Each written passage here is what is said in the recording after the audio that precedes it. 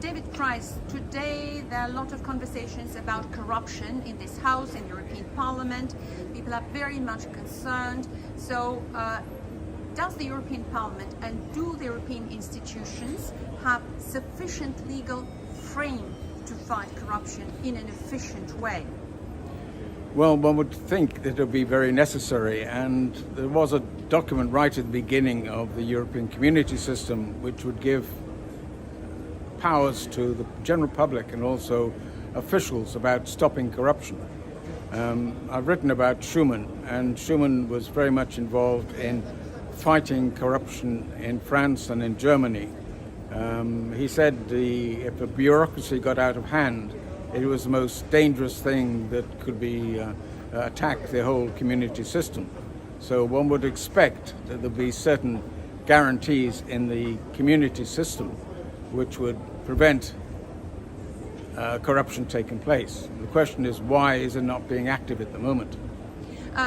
David Price, as an author of books on Schuman, so why you think the European Commission resists this publication of this document, which is a legacy of Schuman, who is absolutely the great founding father of this project?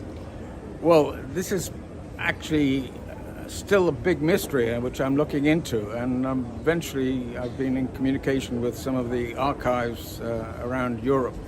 The problem was that there were a number of documents at the beginning. The coal and steel community, for example, envisaged a single energy market, which is very useful today. But it also had other documents about relations with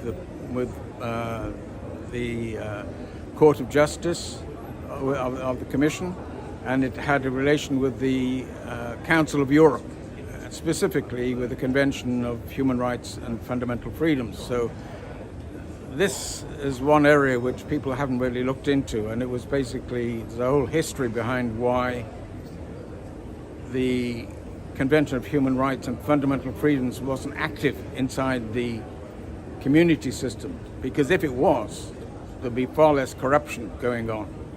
And there was one document which hasn't been published for 70 years, and that's what I'm looking into at the moment.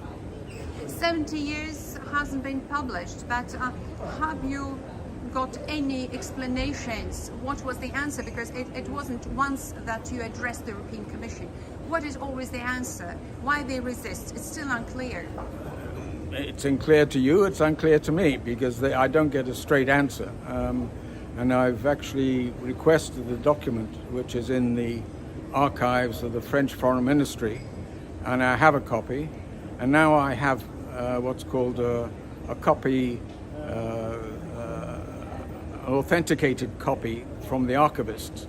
So there is a document. Unfortunately, it appears that some of the other member states didn't get this document. So that is a very curious thing going on. So what was the reason for that? Whether it was negligence, whether it was some sort of plot by the bureaucrats, or whether they considered it to be of a different legal basis and they could refuse it, I don't know. So I'm looking into that. But the Commission has the document, and there's no reason why the Commission shouldn't publish it.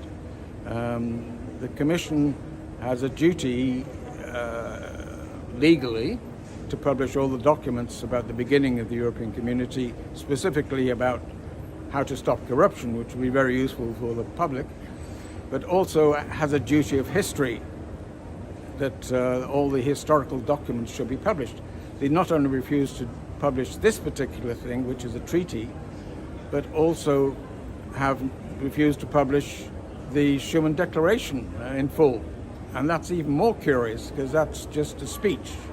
So, sorry, David Price, would you like to say that, in the other words, that there is a deficiency of transparency, actually, because the European institutions, they establish themselves, or they have this image of absolutely transparent and open to people and democratic institutions, that from what you say one might conclude that there is a serious deficiency of transparency even in historic period of the institutions? Yes, well, I mean, I've been taking it through to the Ombudsman quite a number of times over a period of 10 years. So it's not something which is, you've had time to cogitate and meditate a proper answer. But last time I got an answer which said we don't have enough room on the Commission website to publish some of these documents, which are about, 2 or 3 pages long. So that's the level of argument they've come up with at the moment. It's totally inadequate. These are the beginnings of European democracy, and they are vital. And I asked for them to be released and published before this big 1 or 2 year conference on the future of Europe. And the Commission agreed. I wrote a letter to the President, Ursula von der Leyen. I got the acquiescence of the Vice President of the Commission. In fact, 2 Vice Presidents, I mentioned it in a public meeting, and they said they would publish it.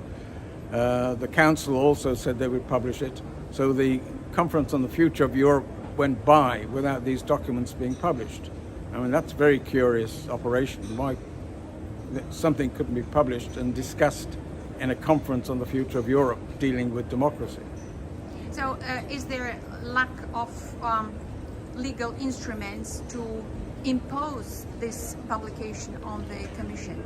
So what can help to bring this light on this historic document? There are 2 aspects. One is political and the other is legal. So my question is, was it a political refusal, or was it the legal department who realized these are important documents and would cause a wrecking ball to the silence and corruption which is going on behind closed doors? I don't know. I mean, that would imply complicity in some of these things. The Commission is doing a lot of things. In fact, all the politicians, the national politicians, are getting away with a lot of operations which don't really comply with public agreement. They had treaties which the public disagreed with, and they passed them anyway. For example, the so-called constitutional treaty was roundly defeated in France and Netherlands, and some other countries weren't allowed to have a referendum, and yet the same articles were reproduced in the Lisbon Treaty word for word. So, I mean, that is not only something which could be brought up about lack of human rights, it's actually totally contrary to human rights when you bring in something which the people have refused. So do you have still hope after so many years of efforts that you can attain your goal, and this very crucial for European democracy documents can be published? It's inevitable. It's a motor of corruption, a machine of corruption can only go on for a certain period of time, and then it runs out of steam. And the people have been talking about the democratic deficit for decades, and now we're getting to very serious business. We have a major war going on in Europe, which should not have happened if we'd had the proper institutional arrangements. So now we're getting the consequences of institutions which some of them have really got out of hand, and then they're no longer within democratic ambit. So how we get involved in a war, which is a de facto war but not a de jure war, and we're the 2 most corrupt countries in the European continent are fighting each other, and yet the institutions are totally on one side of one of them and not the other. That's a curious question should be asked. And who's gaining from it? It's not just Europe we should talk about. We should talk about China and maybe the United States as well. We're talking about world politics at the moment. So it's crucial, as far as I understand, it's crucial to have these Schuman documents to stop these shady deals and bring transparency to all the institutions. Yes, but there are other things that can be done as well. I mean, if you want to deal with the Lisbon Treaty, well, you may have some questions about whether it has public support, but in the Lisbon Treaty it says the Council of Ministers meetings should be open to the public. I would like to see all the councils open to the public. It says the councils should be as open as the Parliament. We're standing in the Parliament at the moment, and they have hearings, they have lots of meetings, but they're all open to the public. And the Treaty of Lisbon says that the council should be as open as the Parliament. And I'd like to see that happen. So I hope the public will move forward and get the council to do what the treaties say, because it's their treaty. Politicians created this treaty. Let's see them obey it.